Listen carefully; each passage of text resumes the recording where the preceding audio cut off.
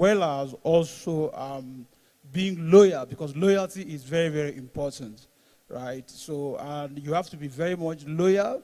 And then integrity is also a very, very good, in fact, it's a catalyst. Because your mentor would like to see that you don't only, whatever thing you do, not only tailored to vision, but also what you represent, what that cause represents, you're all out for it.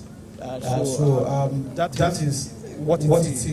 So the power of mentorship is very, very important, and then it's something that every tech person must take very, very serious. Thank you. Thank you very much, Engineer Victor. Thank you so much for that expose. We want you, Engineer Blessing, for the final, your final view on funding your vision, navigating grants, investment, self-funding, and all that. Having gone through all that you've gone through in the tech industry, I'm sure they would want to know why many young people have brilliant ideas, but funding remains a barrier. What has worked for you and others, in raising early funds. You can even share some tips on how to make your startup idea funding ready. She's already spoken about some of those things. And of course, beyond capital, what types of non-financial support should young innovators seek? Thank you, Mr. Moderator. It's been a wonderful time here today. Money. The truth is, let me start by this common saying, to whom much is given, much is expected. Nobody will want to put their money on. If you are not ready to see that, people want to put their money on you because eventually they will get the money back. Nobody wants to waste any money on anybody in this planet. I've never seen anybody that say, I have interest in you, I want to invest 1 kobo in you. No. So you must make yourself a ready product. You must strive as much as possible when you have idea to package it to become a hot product, because you are not the only one that have idea. There are many people outside there that have ideas, and these ideas dies with them. I've had many ideas in my life.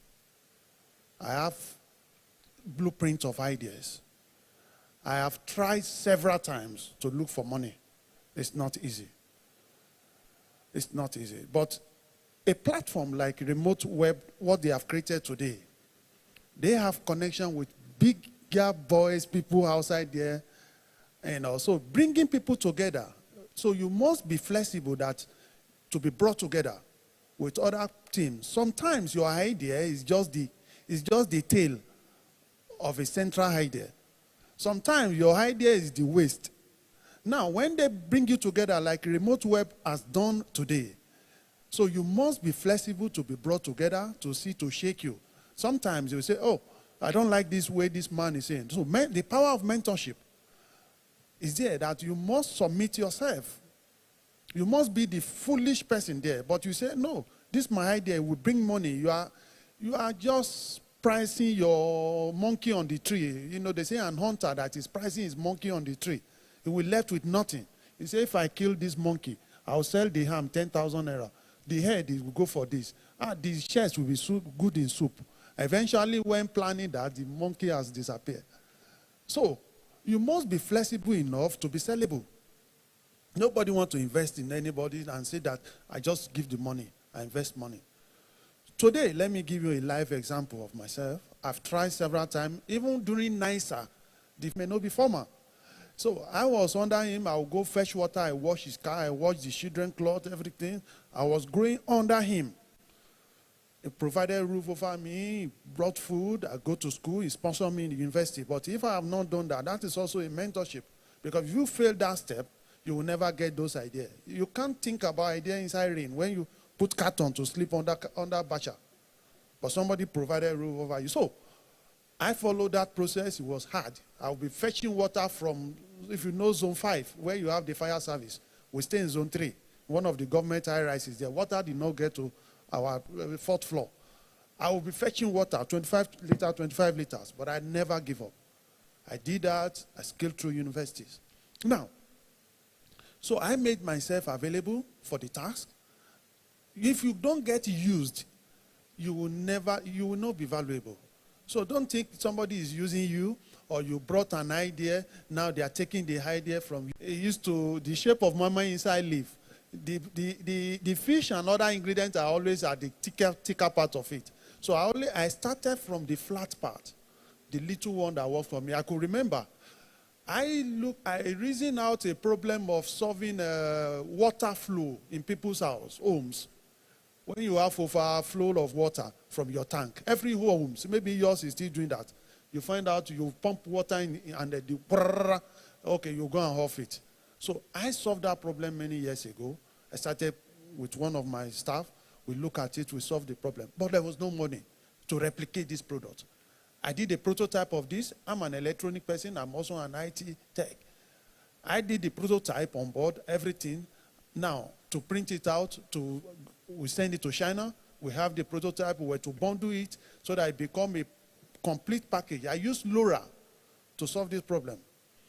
Long-range device. Now, I don't have money to replicate and started selling. I've calculated it. Oh, I'm going to sell like every home in Nigeria, maybe 2 million.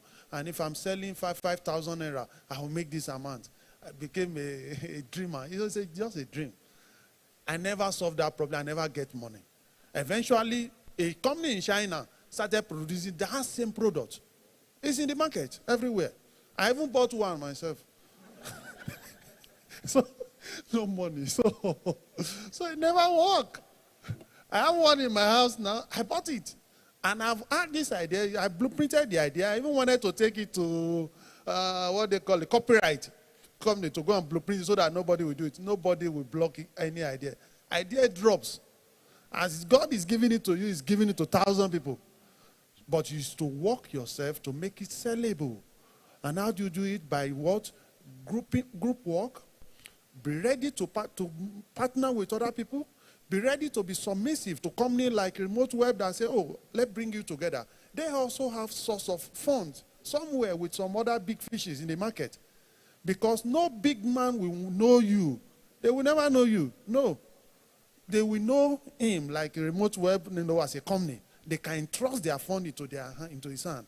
He is the one now to gather people and say, oh yeah, come, let's do this. Oh, I love this idea. Let's mentor you. Oh, it's sellable. Okay. Now, this thing that is sellable, okay, we can now say, okay, 10% of it, then we'll power it. Then you can make it. Yes, if they give you money now, you will think about buying car. You will leave the idea. Let me give you a live example before I hand over. You know, a partner of mine, he came from UK, he worked with IKEA in UK, during Fix Center. We had this lovely idea. I sat him down. He said he wants to invest. Okay. I said, I'm here. I've started my company, but we are trying. He said, okay, join us. We even pay money for a new office. And he started coming, the idea come. And luckily for us that year, we got our first job with Base University. They gave us about 40 kilowatt inverter to do for them. They pay us a big money into our account. But this partner, because he doesn't have the dream that I have, he started, this money, let's bring some today. Then I want to pay my rent. I said, well, God, we have not done the work they gave to us. So this is the idea we also have to start Fix Center. He said, let's forget about the idea. Let's start using the money. Eventually, to cut the long story short, somebody that I think that will join me to accelerate my idea, I told him, I'm not doing it again. After we finish that work, with the money that remains, because it's actually slowing me. Because this own thought about life is about money. And that never works. So, ideas, money is not, then government sometimes need to really assist. I don't know if we have representatives of our government here today to channel, to help us, the youth that are coming up, that have ideas. So there should be many type of this gathering, to where people can be mentored and they can see that we can combine. That's what happened in China.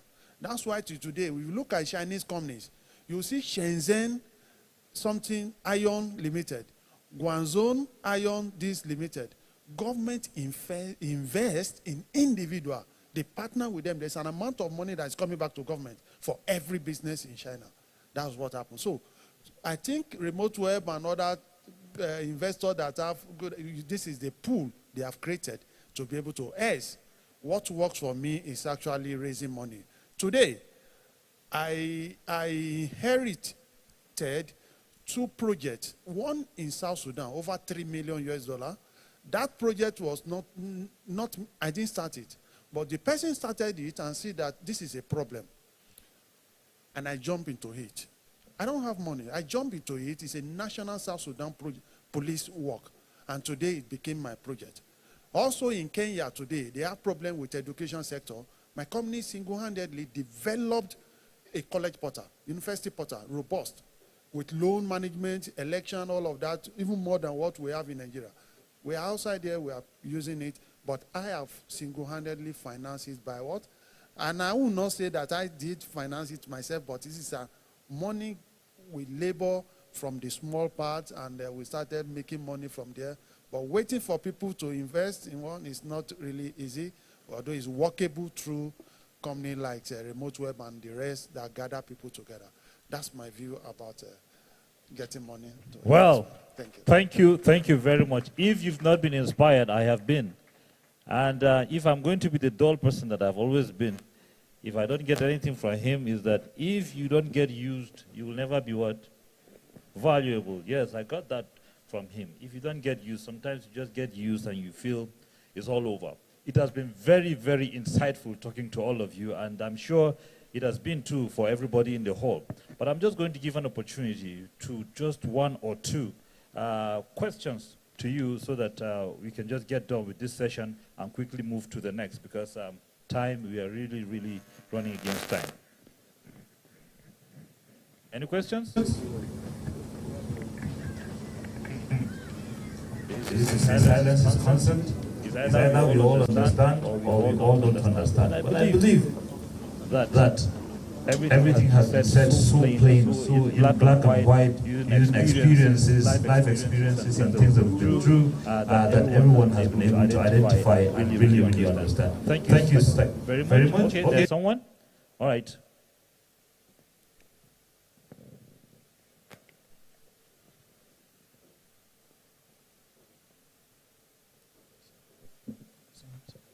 Good afternoon, Mas and sirs. Thank you so much for this insightful session. So I have a question. Ma, when you were talking about, sorry, I can't address you properly. So you raised the point that we should not go after our passion. So I'm a bit concerned about that, knowing that we are going into something that you are not even sure. There's no guarantee that it will work, but we just want to try. So what will now sustain you if not your passion? So please, thank you. It's a good question. So maybe I reframe it. If your passion isn't solving a solution, you might want to just make it a hobby. That's all I'm saying. You know, if you're looking to make it something sustainable that is maybe generating you an income that's solving that people want, you know, then you have to think about whether it's going to be a hobby or it's going to be something that will sustain you, whether it's something you do on the side or something you want to generate income from and make an impact, I think. So if your passion is a problem, and to be fair, you're right, I suppose sometimes the problems aren't obvious. It's in chasing your passion that you may find a problem. But I think what I'm trying to say is make sure that what you're going for is solving a problem. So maybe, yeah, maybe I should rephrase that. Thank you.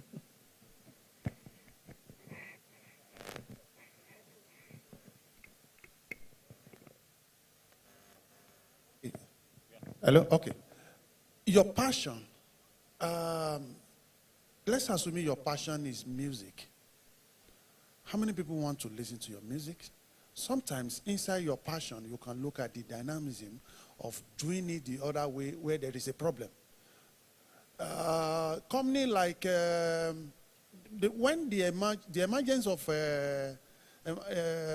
MP3 was coming up, Some companies gathered themselves with Sony, they were going against Apple. They took Apple to court. They said, no, you can't be selling music and other things digitally. They were selling on CD, on cassette. Music on cassette. I don't know if you know cassette. You know, you write down some chord, sometimes you join it with tape. Now, they gathered themselves, they were going against Apple. Today, they were all dead. Nobody buy cassette again, no, even CD. Many latest car now don't come with CD player. But so, their passion was to sell on that. But Apple, look at it. Oh, we can digitalize and have music online. Now the music follow you everywhere. So your passion, so problem as well. In problem, many people have the same problem. That problem is common because we are all human. But if you say your passion, it may become your hobby if you are not careful. You just find out it's just with you. It's your hobby. You know, so solving problem, you make more. You know, so inside your passion, you can also, there's always problem. Around your passion, there's always, just think deep, move around, and research. Thank you. You explained that excellently. So I just want to add again, just from what my colleague said, I want to say that investors, based on my experiences, investors don't invest in passion, they don't invest in sciences, but they invest in solutions. So if your passion does not translate to a solution, to solving a problem, then you need to redirect that passion towards solving a problem. Thank you. Redirect your passion towards solving a problem. Do you have anything to say? All right, so I think we've been able to, okay, there's one more question. Okay, that's the last.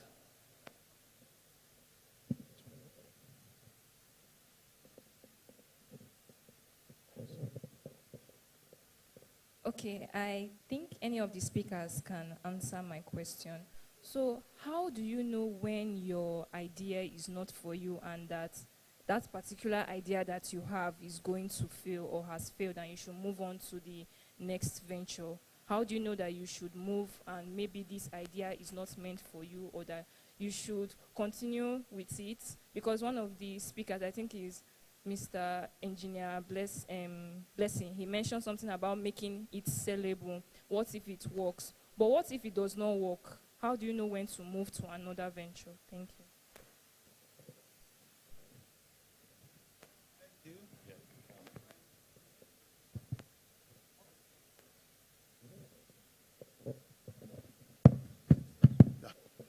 How do you know?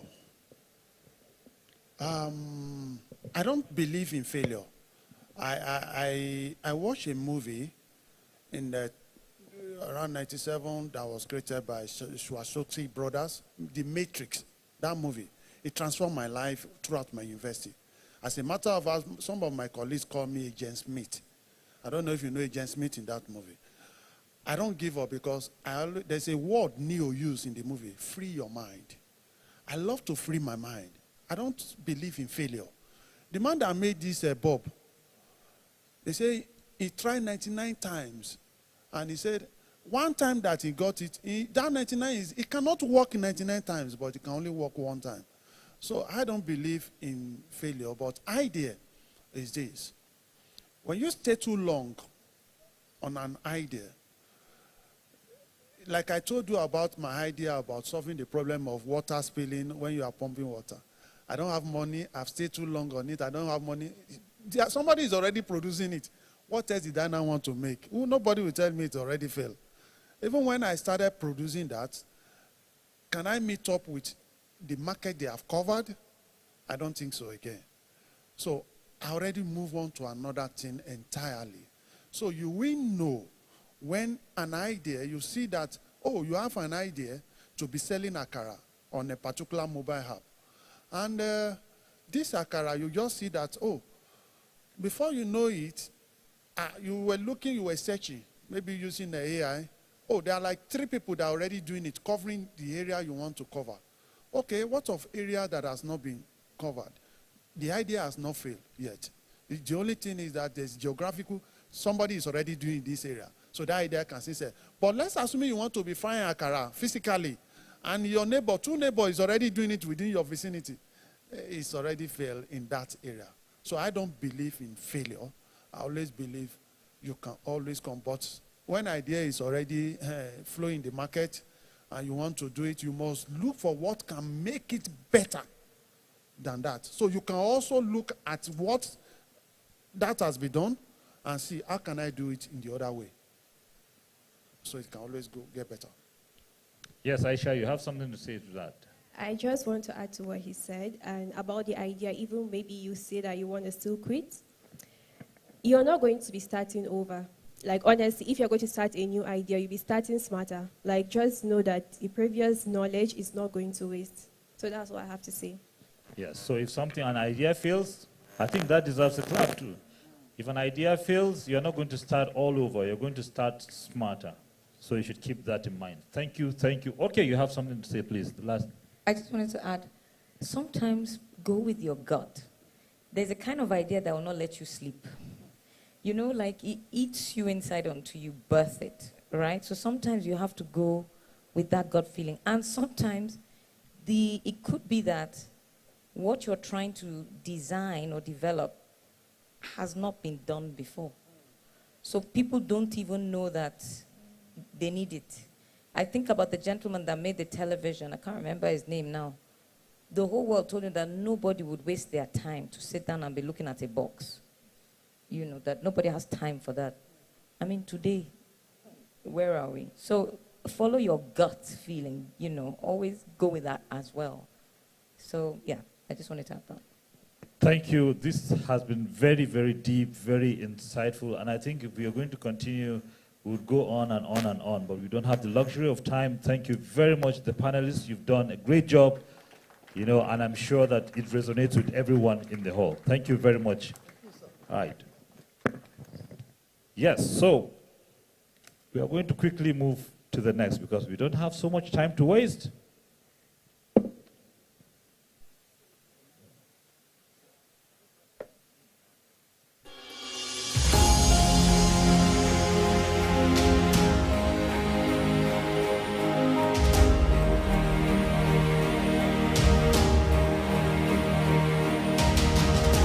So, ladies and gentlemen, you can see that my shiny, innovative podium has moved this way. I'm kind of dark, and I'm still standing in a dark corner. My uncle is also dark, and he was also following me to stand there. They couldn't see him very well, thanks to my white kaftan. So they had to bring me out here. The next event or the next item is we have a guest speaker here. And it is someone whose name is synonymous with youth empowerment and digital innovation.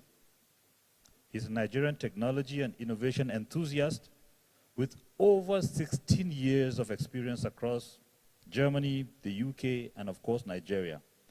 He holds a bachelor's in electrical engineering from the University of Ilorin, and a master's in business information systems from the University of East London. He has initiated and led large projects with development financial institutions such as the World Bank, the African Development Bank, French Development Agency, and the Islamic Development Bank. When this event was being prepared, and I shared the e-flyer for this event on my WhatsApp status, someone from a very unlikely part of this country called me and he was shouting all excited. What part of this country is the least techie? All the zones, all the 6 geopolitical zones. Northeast, right? Very good. So someone from the Northeast actually called me. I'm from there, so if they like, let them flog me. You know, so someone from the Northeast called and he was just shouting. And he was like excited for me that I would be sharing the same space with some big names. Now, this particular person happens to be one of those names that he mentioned. Ladies and gentlemen, if your hands can clap, let's give it up for Ife Adebayo.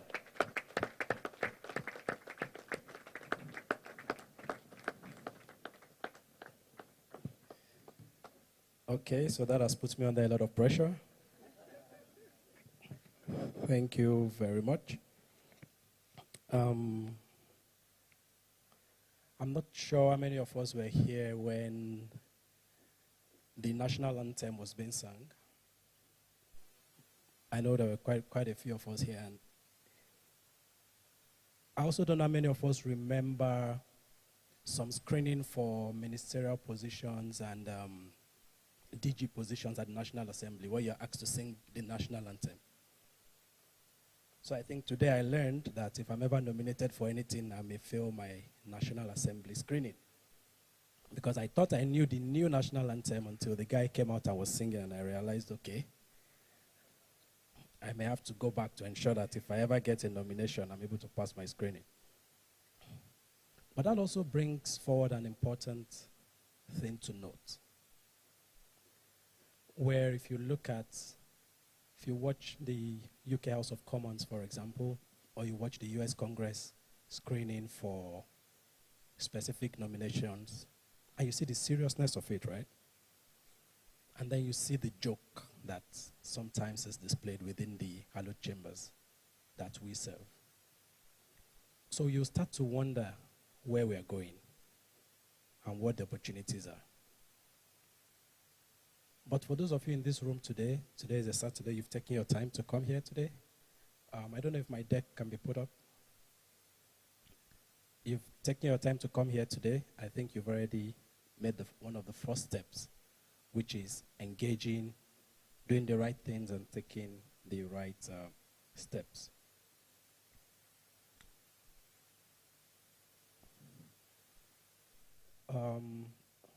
So while I'm waiting for them to put up the deck, I'll just maybe start to speak through what I have to say. So today I want to talk about talent, because when I asked, like, what should I speak about, I was told that, oh, it's just, a couple of young people. You can walk them through your life story. You can walk them through the opportunities that you've taken advantage of, and how they can also grow. So I was, just a typical Nigerian. I really didn't care much for anything. But I was also a part of a student organization called ISEC.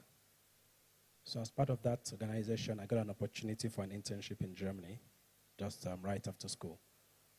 And I remember, so Germany is one of the worst places to visit if you've not left Nigeria, because Germany is synonymous to perfection. I've heard Japan is probably the closest to that. I haven't been to Japan before. So in Germany, everything works. So in Germany, if a train is expected at 2:34 p.m., by 2:33 p.m., if the train is not yet coming, everybody's looking at their watch and peeping. Everything is on time. The train wouldn't come too early, and it wouldn't come late. So the first place I got to in Germany that something did not work was the Nigerian restaurant. I went to the toilet, and I turned on the light, and it didn't come, and I was like, yes, finally, something doesn't work. But the German experience also got me thinking really deep about Nigeria, and that's how I got interested and started involved in anything Nigerian. Before, I just cared about my life, and I wanted to live it. But we cannot move through life like that. So that's why you have a lot of you innovators here today, probably also thinking, how do I turn my passion to something that can create a solution? But you will also see a lot of people will tell you, you cannot innovate your way out of bad governance. Which also means that we must also not leave the government side of things. And then I remember while I worked for the former Vice President, Professor Yemi Oshibajo, there was something he said. Can you go to the first slide, please? This is like the 7th or 8th slide. And I remember there was a conversation he had with a couple of young people in the development space. And he told them, look, I've been like you. I've been in the development space. But I can tell you that the work I've been able to do as vice president, the impact I've been able to make, I cannot make in the development space at the scale that I've been able to do it. And I'll speak to some of those things as we go on. So today I want to speak about talent. And the fact that talent is indeed everywhere in this country. And Charles was talking about the northeast of Nigeria. And I remember as an essay to the president at the time, working for the vice president, I had gone to Maiduguri. And I met some young boys building drones and building IoT devices. And I was in shock because, you know, like I said, when you think of the least advanced region in Nigeria in terms of technology, you think the Northeast, right? So I wasn't expecting to see much. But I saw these young boys doing really, really good stuff. And I asked them, I said, but why are you here? Why are you not in Lagos? And they told me, oh, we were born here. We live here.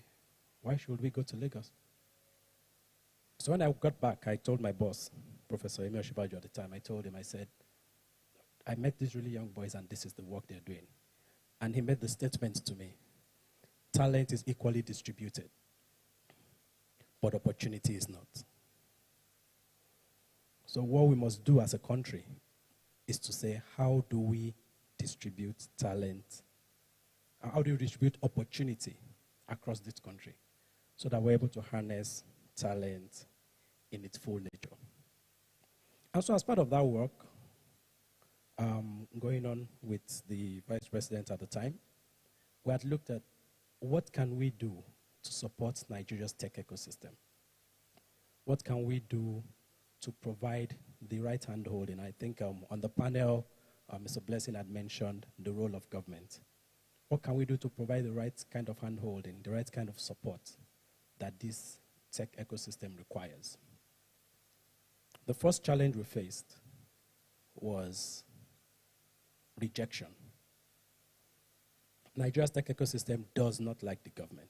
So even though you are one of them, the moment you join the government, you're seen as a leper, right? I remember when we were putting together the Technology and Advisory Group for Tech at the time, I had written down the name of the current Minister of Communications, Bosun Tijani. And people in the office said, oh, no, he doesn't like us. We don't want him. And I said, well, but he has the value to bring. So I fought the battle internally to keep him on the list. Then I go to him, oh, Bosun, we are on this. And he says, oh, no, I don't want to have anything to do with government. So you're dealing with the government who is not interested in engaging the ecosystem. They are dealing with the ecosystem who is not interested in engaging the government. So it took a lot of persuasion to get him to take on that role and to work with us as an advisory team that then sort of drafted some of the work that we did as government. So we then ran a process which was funded by Abiola Eboe and her team, where we got PwC to run an innovation mapping for the country, right? So we divided the various states in Nigeria across those who were ready, those who were in the nascent stage, meaning there's some innovation activity going on, but not a lot. And those who were pre-innovation, meaning there's really not a lot going on. Sorry about that. I have a state from the Northeast there in the pre-innovation. But, you know, we have to look at the facts on ground to be able to then design the sorts of interventions that we're going to do. So after breaking this down, next slide, please. After breaking this down, we looked at what are the immediate solutions that we can provide to this ecosystem. So we raised some funding, supported some startups. I remember at the time there was the GEM project, which was funded by the World Bank to support SMEs.